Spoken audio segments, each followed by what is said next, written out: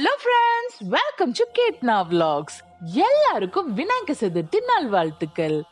நம்ம விநாயக சதுர்த்தினா கொழுக்கட்டை தான் செய்வோம். ஆனா இன்னைக்கு நான் ஒரு ஸ்பெஷல் அண்ட் டிஃபரெண்ட் ரெசிபியோட வந்திருக்கேங்க. அதுதான் கொழுக்கட்டை பாயசம். இந்த விநாயக சதுர்த்திக்கு நீங்க கொழுக்கட்டை பாயசம் செஞ்சு அசத்துங்க. இந்த ரெசிபி சொல்றதுக்கு முன்னாடி நம்ம சேனலை சப்ஸ்கிரைப் பண்ணாம இருக்கிறவங்க மறக்காம சப்ஸ்கிரைப் பண்ணி பக்கத்துல இருக்கிற பெல் பட்டனையும் பிரஸ் பண்ணிக்கோங்க. வாங்க ரெசிபிக்குள்ள போயிடலாம். அதுக்கு முன்னாடி இதுக்கு என்னென்ன பொருள் தேவைன்னு பாத்துடலாம். அரிசி மாவு, வெல்லம், நெய், ஏலக்காய், முந்திரி, உலர் திராட்சை, உப்பு. இதுதான் இதுக்கு தேவையான பொருள். வாங்க ப்ரொசீஜருக்குள்ள போயிடலாம். ஸ்டவ் மேல ஒரு பேன் வச்சுக்கோங்க. அதுல 3 ஸ்பூன் வெல்லம் நல்லா துருவி வச்சது போட்டுக்கோங்க. ஒரு சிட்டிகை உப்பு போட்டுக்கோங்க. ஒரு 1/4 கப் அளவுக்கு தண்ணி ஊத்திக்கோங்க. தண்ணி நிறைய ஊத்தாதீங்க. இப்போ இந்த வெல்லம் நல்லா கரைய வச்சுக்கோங்க. இந்த ப்ரொசீஜர் எதுக்குன்னா நம்ம கொழுக்கட்டுக்கு மாவு பிசைறதுக்குங்க. மாவு ரொம்ப டேஸ்ட்லெஸ்ஸா இருக்கும். கொஞ்சம் வெல்லம் உப்பு போட்டா கொஞ்சம் டேஸ்ட் நல்லா இருக்கும். இல்லாட்டி மாவு சப்புன்னு இருக்கும். அதனால இந்த ப்ரொசீஜர் பண்றோம். இப்போ வெல்லம் கரையுது பாருங்க நல்லா. நான் இந்த கொழுக்கட்டை மாவு அரிசி நல்லா கழுவி காட்டன் துணியில காய வச்சு அதை மிக்சியில பொடியாக்கி ஜல்லிச்சு வச்ச மாவு. இந்த ப்ரொசீஜர் உங்களுக்கு நான் கொழுக்கட்டை ரெசிபியில இருக்கு உங்களுக்கு என் சேனல்லயே. அந்த ரெசிபி உங்களுக்கு வீடியோ லிங்க் டிஸ்கிரிப்ஷன்ல கொடுத்துருக்கேன், பாத்துக்கோங்க. இந்த மாவு ஒரு 2 கப் இதுல போட்டுக்கிறேன்.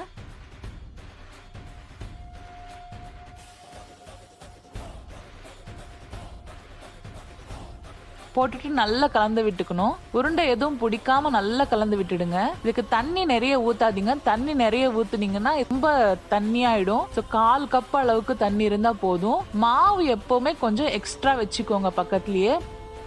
பர்ஃபெக்டா இருக்கு பாருங்க. நல்லா கலந்து விட்டுக்கிட்டா நல்லா கலந்து விட்டாச்சு. சூப்பரா வந்துடுச்சு மாவு. இப்போ இது இந்த மாதிரி ரவுண்ட் ஷேப்ல பண்ணிக்கலாம்.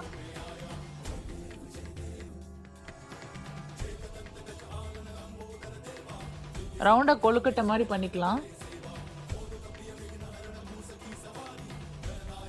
இல்லாட்டி இந்த மாதிரி நீளமா கூட பண்ணிக்கலாம்.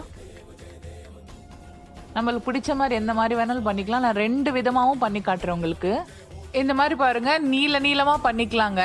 இந்த மாதிரி நீளமா பண்ணி இதே மாதிரி ப்ரொசீஜர் பண்றது எங்க ஊர் சைடு பால தாளிக்கலும்போம். விநாயகர் சதுர்த்திக்கு கண்டிப்பா பண்ணுவாங்க இந்த ரெசிபி. எங்க ஊர் சைடுல பால தாளிக்கலு.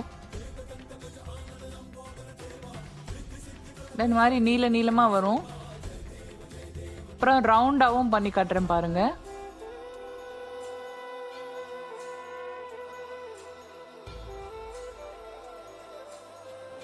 இதே மாதிரி எல்லாமே செஞ்சுக்கலாம்.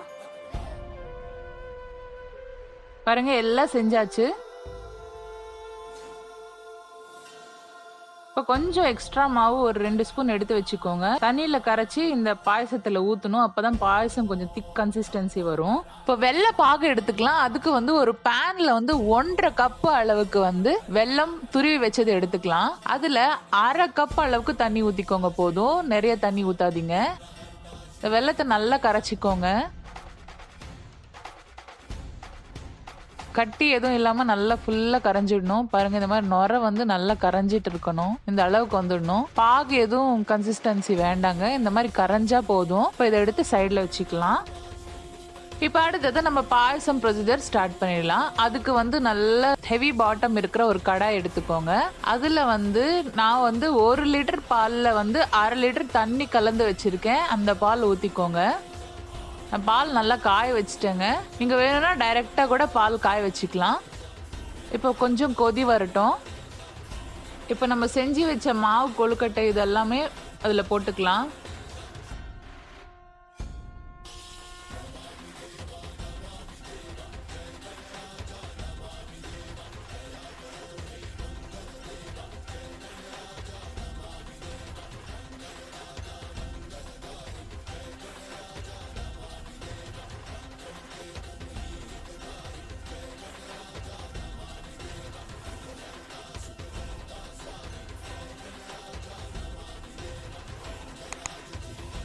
இப்போ இது க்ளோஸ் பண்ணிட்டு ஒரு 10 to 15 நிமிஷம் சிம்லேயே வச்சிடுங்க.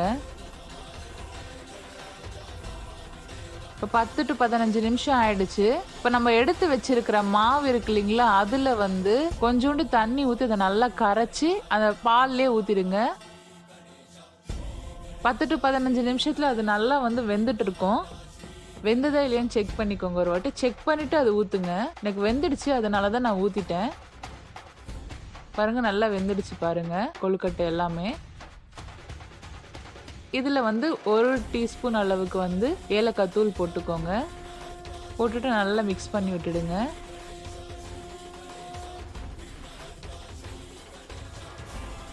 இதில் வந்து நம்ம நெய்யில் வறுத்து வச்ச முந்திரி திராட்சை போட்டுக்கோங்க. உங்களுக்கு எவ்வளோ வேணுமோ அவ்வளோ போட்டுக்கலாம். உங்களுக்கு வேணும்னா கொப்பரை தேங்காய் நெய்யில் வறுத்து கூட போட்டுக்கலாம், அதுவும் நல்லாயிருக்கும். இல்லாட்டி ஃப்ரெஷ்ஷான தேங்காய் கூட துருவி போட்டுக்கலாம், அது கூட சூப்பராக இருக்கும் டேஸ்ட்டு.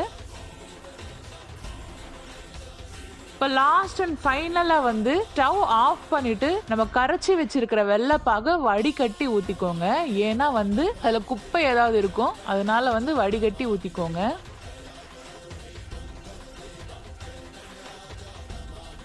நல்லா வடிகட்டியாச்சு பாருங்கள், அதுலேயே கொஞ்சம் குப்பை இருக்குது. இப்போ நல்லா மிக்ஸ் பண்ணிக்கோங்க. அவ்வளோதாங்க, நம்ம சூப்பரான கொழுக்கட்டை பாயாசம் ரெடி. இது சர்விங் பவுலில் எடுத்துக்கலாம்.